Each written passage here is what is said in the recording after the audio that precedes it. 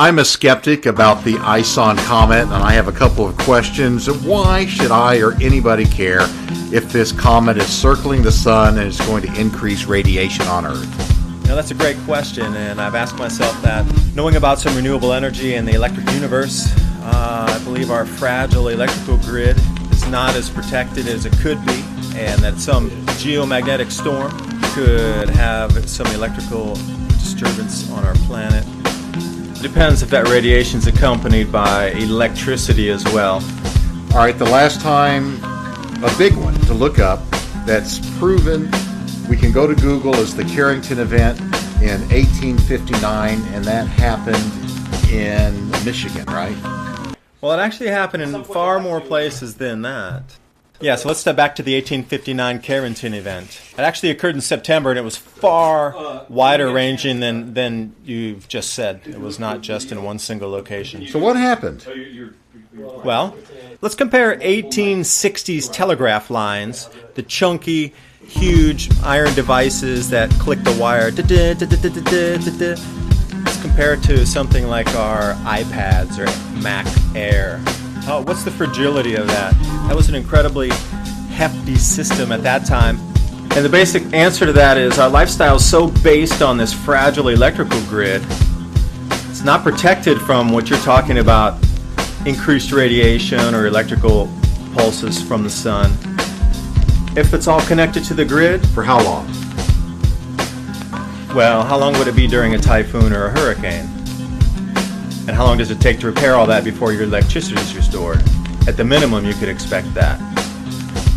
Do you have a refrigerator? I do. If it stops, what do you do at that point? And it would stop because of an electrical surge? That's right.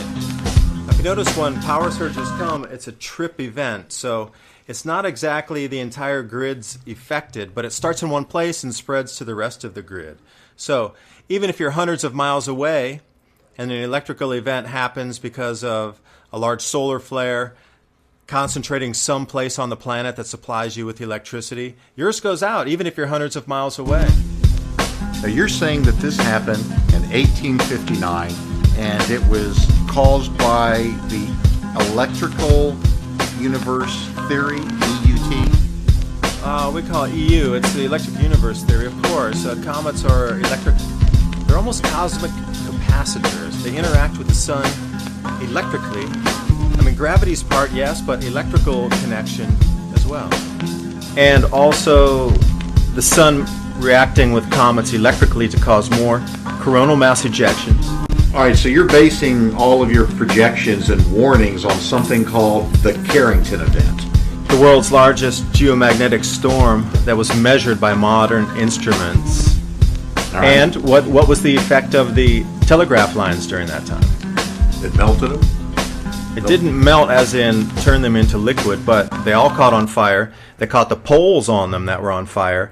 And also at the stations where they have that really clunky, like pieces of metal, sparks were flying out a meter, 3-4 feet out of where they actually put the signal in, and burned some of the operators because the sparks were coming out that far. Where did that happen?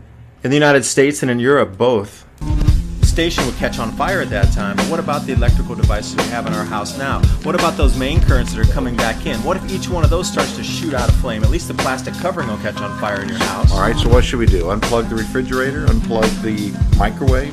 Because this is in the air. This is not coming just across electrical wires, right? That's right. It's in both. But you could actually cut yourself off from the house if you turned off the power going into your house and actually disconnected that grid with no physical connection to it. So there was literally a fire break between your house and the grid. That would give you some time, but you're right.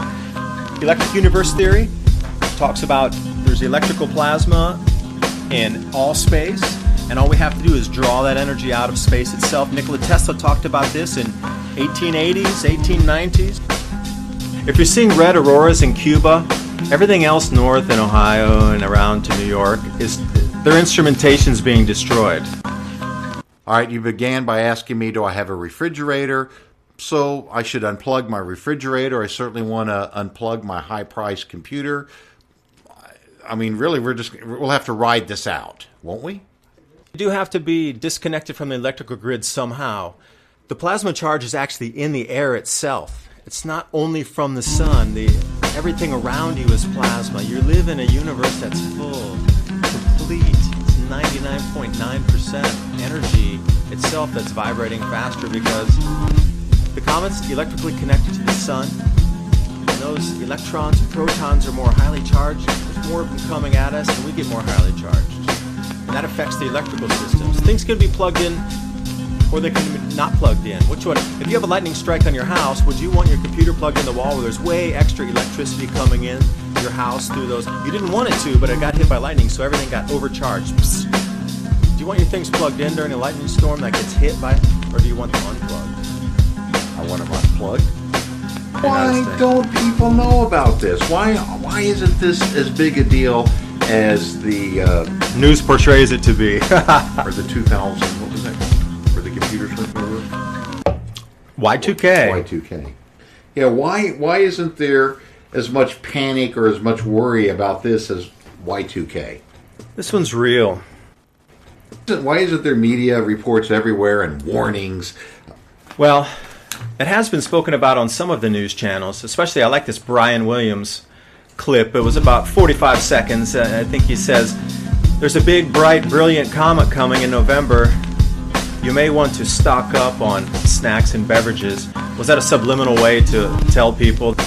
But you're saying that what happened, the Carrington event, could happen again in a much greater degree in November, December of 2013, and to prove your point, you're saying it's already begun.